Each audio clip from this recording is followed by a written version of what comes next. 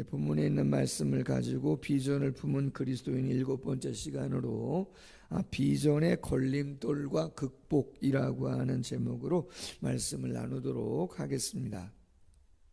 하나님은 인류를 향한 구원 계획을 세우시고 아브라함 때부터 구체화를 하기 시작했습니다.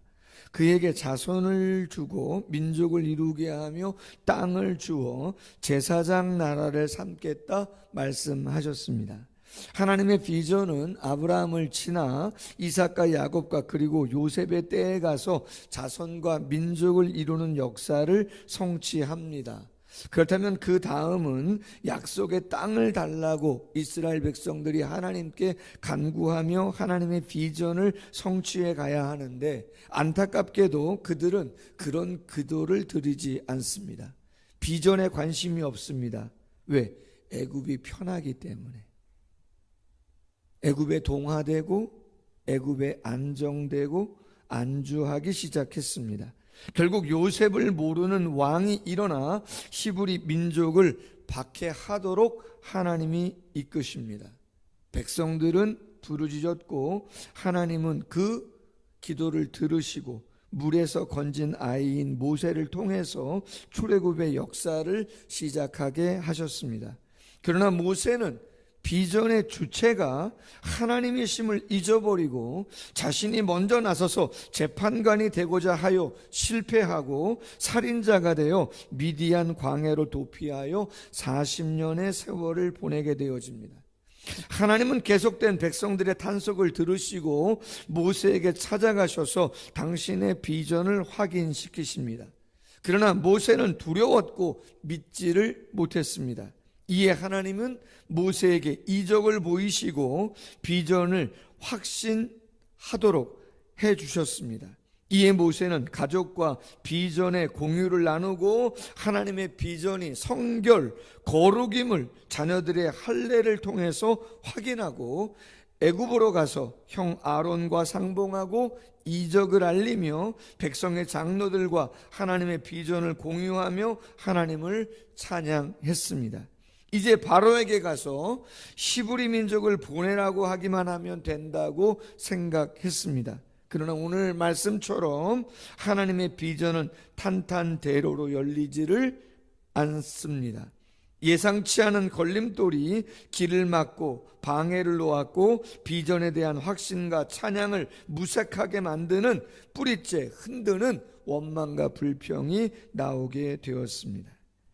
우리 또한 하나님의 비전이라 생각하고 순종하고 감당하고 열심을 낼 때 있습니다.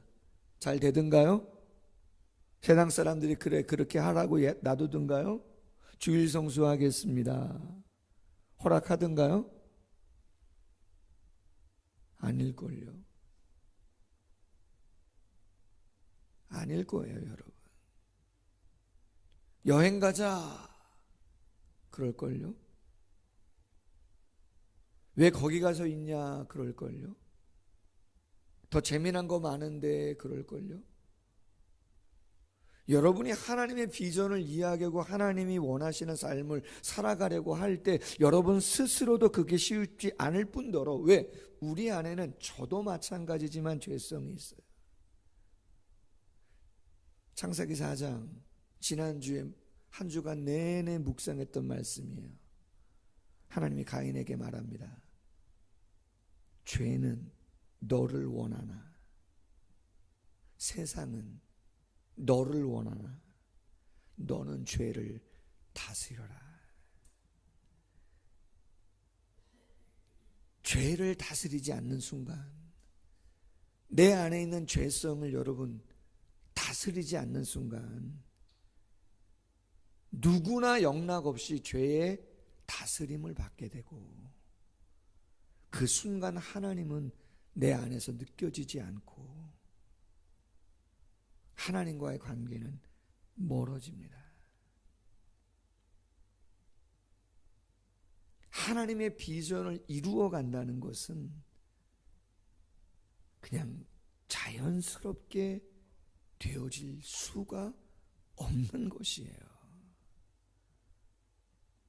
하나님이 기뻐하는 일을 삶 속에서 실현한다는 것은 결단코 탄탄대로 시온의 문이 활짝 열리는 것처럼 그렇게 되어질 수 없는 일입니다.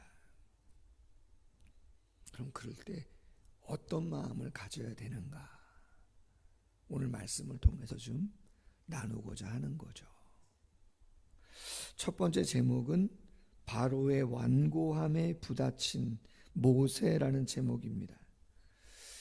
모세와 아론이 바로의 왕 앞에 서서 이렇게 말합니다. 5장 1절과 3절에 이스라엘 하나님 여호와께서 내 백성을 보내라 했다. 광야에서 절기를 지켜야 한다고 말씀했다. 광야로 사흘길쯤 가서 여호와께 제사를 드리려 하오니 가도록 허락하소서 그렇게 말합니다. 여호와께서 전염병이나 칼로 치실까 두려우니 좋은 이야기 할 때 그렇게 하시라고 이야기를 전하죠.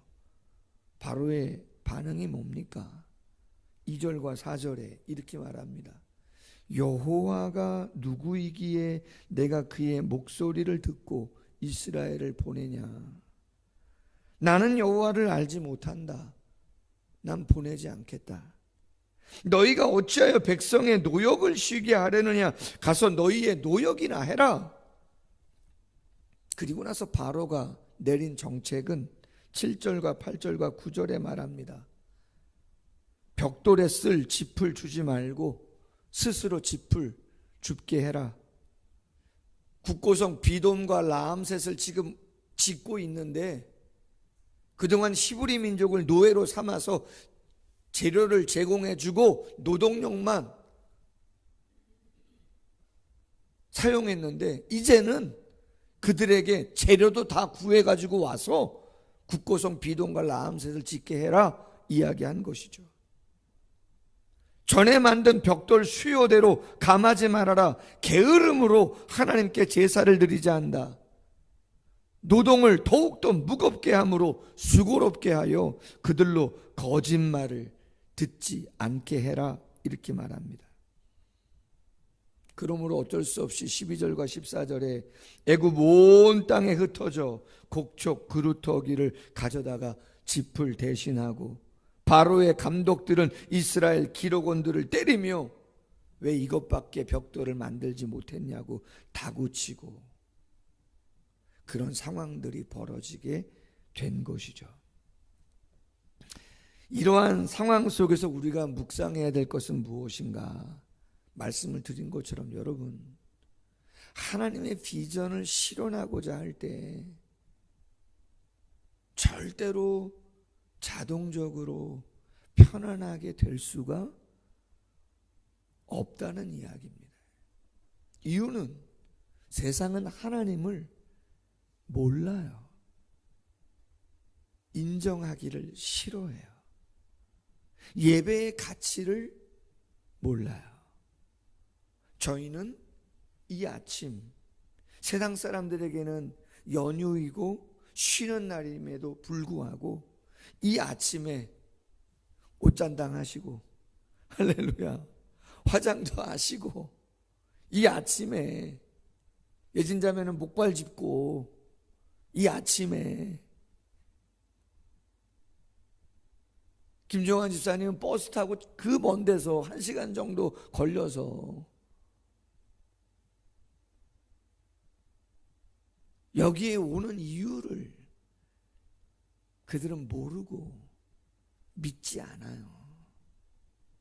내가 왜 죄인이냐고 얘기하고 그게 무슨 자유냐고 얘기하고 내 마음대로 하는 게 자유지. 그리고 내 마음대로 할 수 있는 권한을 더 많이 갖는 것이 이 세상의 능력이고 힘이고 그게 사람답게 사는 거지. 무슨 전혀 다른 이야기를 한단 말이에요. 당연히 하나님의 비전, 하나님의 영광 받으시는 예배 그들은 무시하고 오늘 뭐라고 표현해요? 그건 거짓말이다. 거짓말 듣지 않도록 더 세게 일을 하게 해라. 그렇게 이야기를 하고 있는 것이죠. 예수님 요한복음 16장 33절에서 이렇게 말씀했어요. 이것을 너희에게 이르는 것은 너희로 내 안에서 평안을 누리게 하려 함이라. 세상에서는 너희가 환난을 당하나 담대하라. 내가 세상을 이기었노라. 한마디로 당황하지 말라는 거예요. 세상의 냉대에, 세상의 그 반응에 당황하지 말아라. 당연히 세상은 그렇게 반응한다. 왜?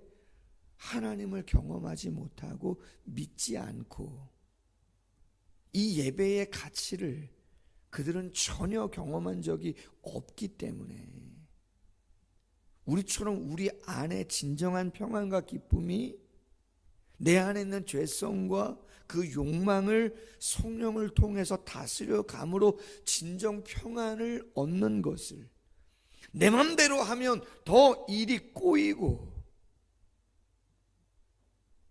내가 자유롭게 모든 것을 하겠다는 것이 능력이라고 생각하고 그것을 더 얻고자 한다면 더 힘들어지는 것임을 우리는 잘 알고 있는데 그들은 그런 것들을 모르는 것이죠.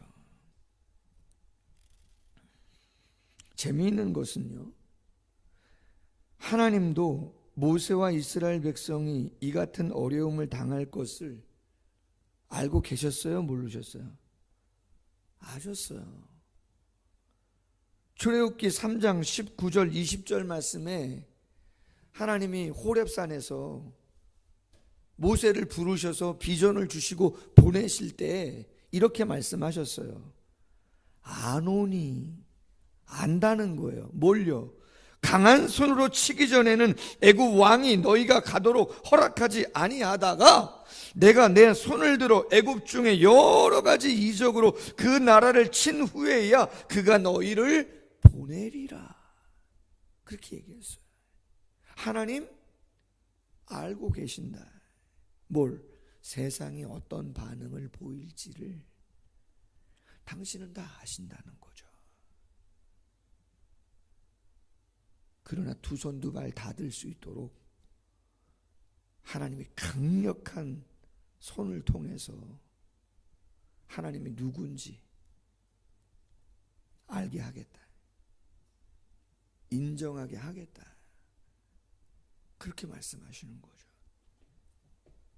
그러하기에 여러분, 하나님의 비전을 세상 속에서 실현하는 데 있어서 냉대, 어떤 핍박, 그건 필연입니다.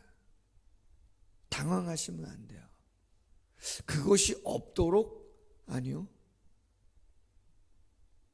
권력이든 아니면 사람이든 아니면 기업이든 우리 자신도 우리의 마음의 영역에 아직 하나님의 나라가 온전히 이루어지지 않은 곳이 있다면 당연히 부덕치는 것은 정상이다. 영적인 갈등은 필연이다라고 하는 거예요. 그럼에도 불구하고 그 싸움이 쉽지는 않잖아요. 그렇다고 죄와 타협하실 거예요? 집사님, 할렐루야. 아니죠. 죄와 타협하실 거예요, 권사님? 그건 아니죠. 죄와 타협하면 그 순간, 그때는 좋은 것 같지만 아니다. 그래서 프란시코라고 하는 사람이 하나님께서는 우리 개인의 성공보다 우리 개인의 그 순간에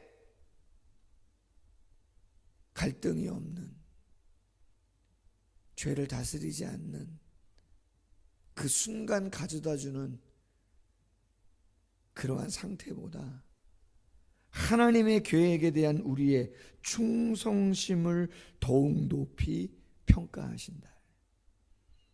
여러분, 세상이 언제 어떻게 바뀌겠어요? 우리가 바뀌게 하려고 하는, 예수님을 경험케 하려고 하는 그 세상 사람들이 언제 예수님을 인정하겠냐 말이에요. 언제까지 밝은 표정으로, 언제까지 상식 이하의 모습을 보임에도 불구하고 그것을 이해하고 끌어안고 더 따뜻한 모습으로 더 잘해줄 수가 있겠냐 말이에요. 쉽지 않죠. 예레미야가 20대에 부름받아 40년, 50년을 사역했는데 예루살렘에 의인 한 명이 없어 멸망당하는 상황이라고 과장된 이야기지만 그런 말씀을 하신다면 그의 열매는 손에 꼽는 거 아닙니까? 40년, 50년 사역을 했는데. 그러나 하나님은 뭘 보신다고요? 개인의 성공보다 하나님의 말씀에 변함없이 충성하는 모습을 더 귀하게 여기신다는 거예요. 충성성의 정성성자인데 충자가 마음 가운데 중에 있죠. 가운데 중에 마음 심자거든요. 정성성자는 말씀 원본의 이룰성자예요. 마음의 중심으로 하나님의 말씀을 끝까지 이루는 게 뭐라고요? 충성이다 말이에요. 너무 개념치 마셔라. 세상의 냉대와 세상의 무관심에 너무 마음에 상처받지 마셔라. 할렐루야. 두 번째, 이스라엘 백성들의 비난에 부딪힌 모세입니다.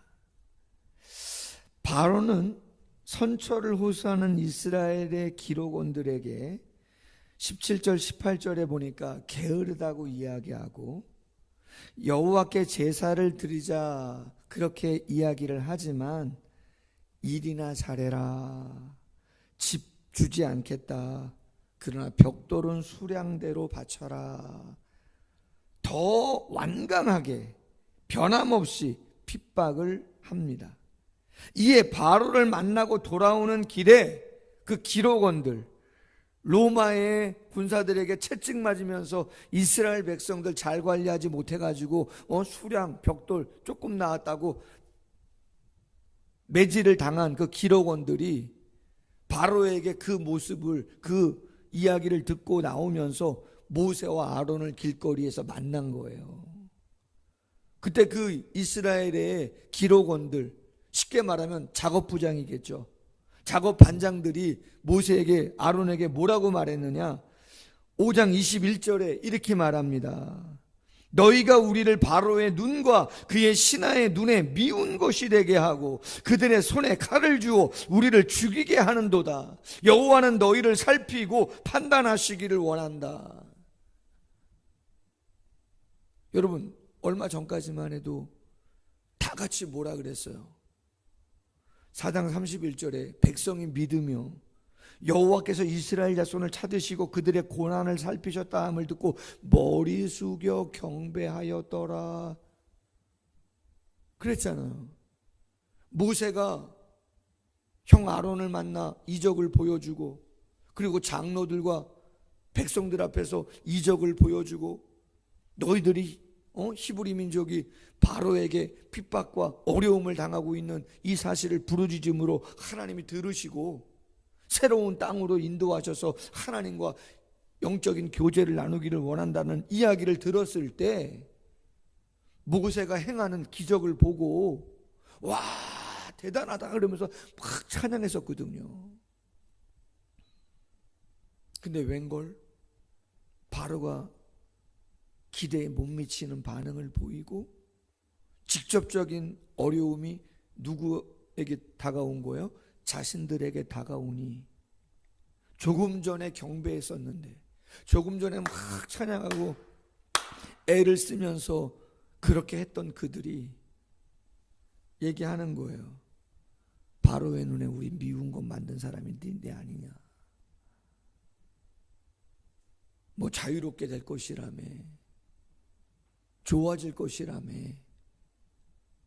그러더니 지금 원망과 불평을 쏟아붓고 있는 것이죠. 지난 3월 6일자 그 생명의 삶에 보면은 예수님이 여리고를 떠나시는데 맹인 두 사람이 예수님께 소리를 지릅니다. 주여 우리를 불쌍히 여기소서 다윗의 자손이요. 막 소리를 질러요. 그렇지 않겠어요? 눈을 떠본 적이 없는 사람들이 예수님이 죽은 자도 살린다는데 모든 병을 다 낫게 하는데 자기들 앞을 지나가니까 그렇잖아요. 소리를 지르는 거죠. 근데 그 다음 본문이 어떻게 돼요? 마태복음 20장 31절에 무리가 꾸짖어 잠잠하라 그렇게 말합니다. 누가요? 무리가 꾸짖어 잠잠하라 그렇게 말해요. 무슨 이야기냐면 내가 앞을 보고 싶어서 예수님께 간절히 기도하고 나아가는데 지금 방해하는 사람들, 나를 시험 들게 하는 사람들이 누구냐는 거예요. 예수님이에요? 여러분 교회에서 신앙생활 하실 때 다들 회장님들도 해보셨잖아요. 이런저런 봉사 해보셨잖아요. 예수님이 하나님이 여러분들 시험 들게 했어요? 마음에 상처 주나 보죠? 그럼 여러분의 마음에 힘들게 하는 사람은 직접적으로 누구였어요? 그 무리 가운데 예수님의 제자가 있습니다. 예수님을 따르는 자들이거든요.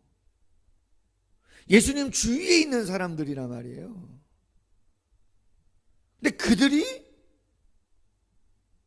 시험 들게 한단 말이죠.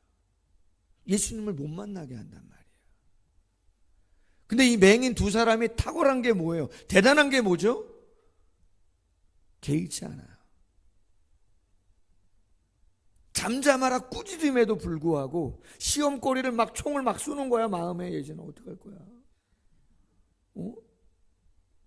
난 잘하려고 그러는데 신앙생활 막 여기서도 총 쏘고 저기서도 총 쏘고 막 총을 막 낭사하는 거죠. 뭐 우리 교회가 그 정도는 아니지만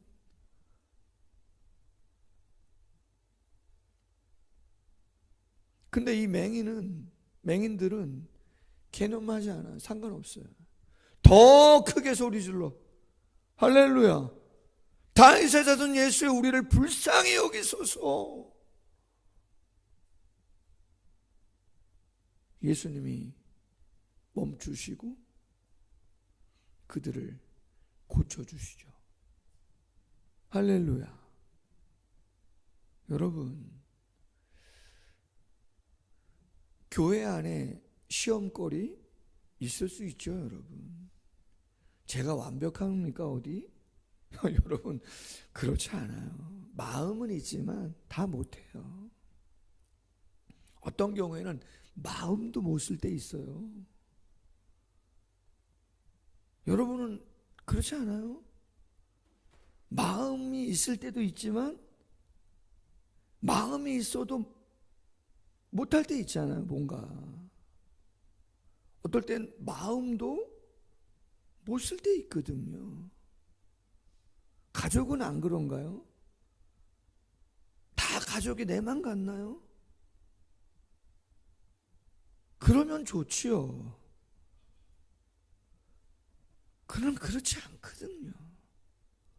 어쩌면 더 같이 있어서 더 가깝기 때문에 더 많은 걸 알아서 그런지는 모르지만 편하고 그러니까 그럴 수도 있겠다고 이해하지만 어떨 때는 이해의 그 한계를 넘는 상처가 되는 그런 행동이나 마음이 전달될 때가 있거든요.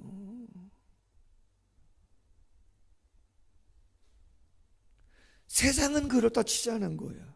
세상은 하나님을 모르니까, 예배의 가치와 의미를 모르니까 세상은 그렇다 있다고 쳐. 그럼 교회 안에서는 그러면 안 되는 건데 희한하게 교회도 그렇더라는 거죠. 여러분, 그래도요, 바울이 디모데에게 목회의 서신을 쓰면서 디모데후서 2장 25절 이하에 이렇게 말합니다. 거역하는 자를 온유함으로 훈계할지니 혹 하나님이 그들에게 회개함을 주사 진리를 알게 하실까 하며 그들로 깨어 마귀의 올무에서 벗어나 하나님께 사로잡힌 바 되어 그 뜻을 따르게 하실까 함이라. 아멘. 혹 여러분, 누군가 여러분에게 총을 쏘시고 시험거리를 가져다 준다 할지라도 따라해 보세요. 끝까지 온유함으로 대하자. 하나님이 여러분을 2번 죽이시는 건가요? 그렇지 않아도 힘든데 거기다 온유를 대하라고 하니. 근데 여러분, 결국은 말씀이 진리니까 그렇게 하시는 게 좋아요. 뒷수습이 더 편하시다고. 여러분도 똑같이 그 사람에게 시험거리를 주고 똑같이 그 사람에게 총을 쏜다? 여러분, 거의 수수 불가합니다. 할렐루야. 거의 수수 불가. 한 번 딱 문빗장이 잠겨지면 그 문빗장 풀기가 어려워요. 그래서 따라해 보세요. 옆에 사람들 이렇게 보시면서 시험 받지도 말고 시험 주지도 맙시다. 할렐루야. 3번째, 모세를 위로하시는 하나님이에요. 모세의 반응은 뭡니까?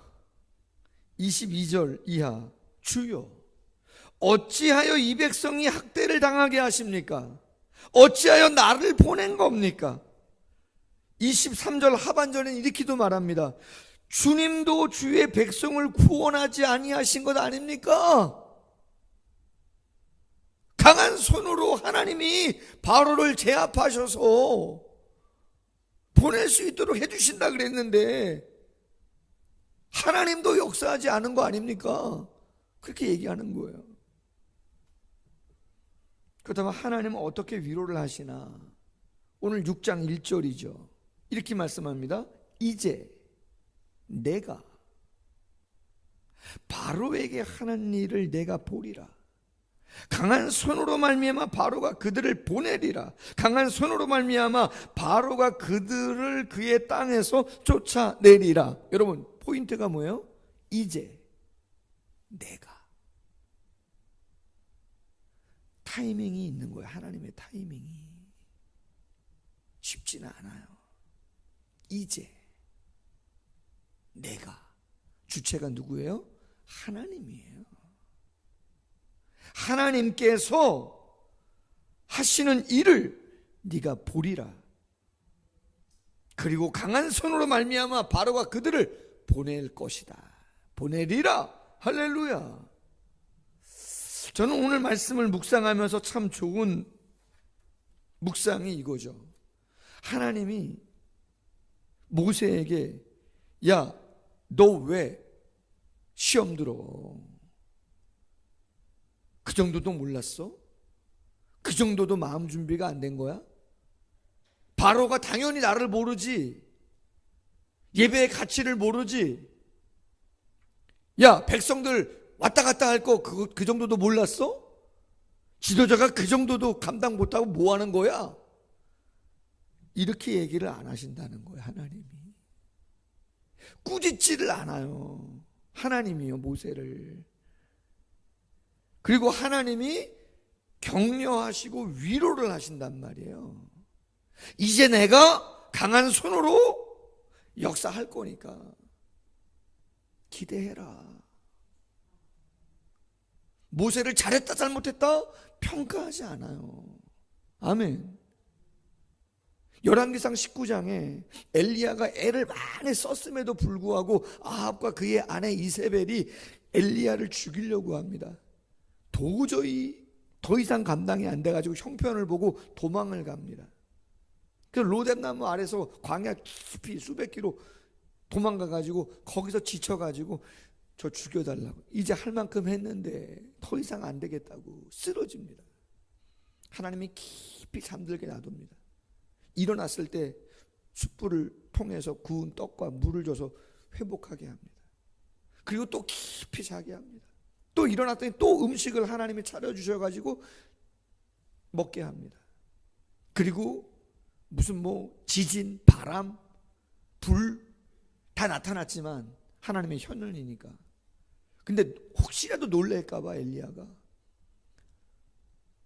하나님이 안 나타나시고 아주 세미한 음성으로 나타나셔서 피곤에 지쳐있는 엘리야를 이렇게 싹 어루만지시면서 이야기하는 거예요. 야 엘리야야, 저 다메섹에 가서 하사엘에게 아람의 왕으로 기름 부어라. 예후에게 기름 부어라. 이스라엘 왕으로. 엘리사에게 기름 부어라. 너 다음 선지자로. 하사엘이 아합의 가문 끝장낼 거다. 만약에 다 끝장 못 내면 예후가 낼 거고, 예후가 처리 못하면 엘리사가 처리할 거다. 걱정 마라. 그리고 아직 바알에게 무릎 꿇지 않은 7,000명 남아있다.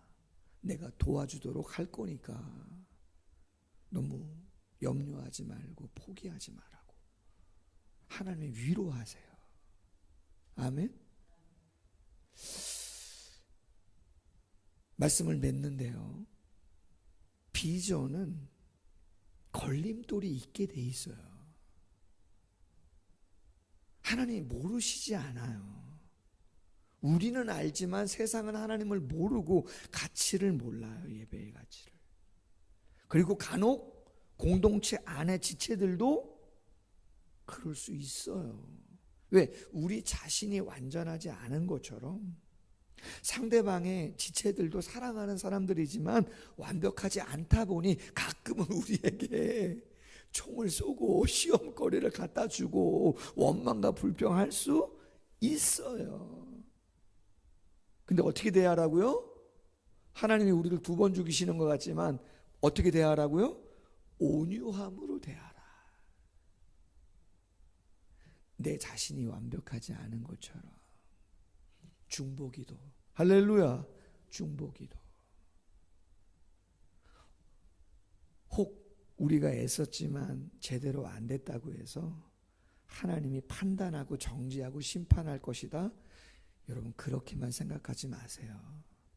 하나님은 우리가 생각하는 것보다 훨씬 크시고 넓으시고 오랫동안 기다려도 주세요. 아멘. 다시 한번 주일 아닙니까? 이 아침에 그래 내가 다시 한번 또 죄가 나를 원한다 할지라도 내가 죄를 다스리고 하나님의 비전을 실현해 가야 되겠다.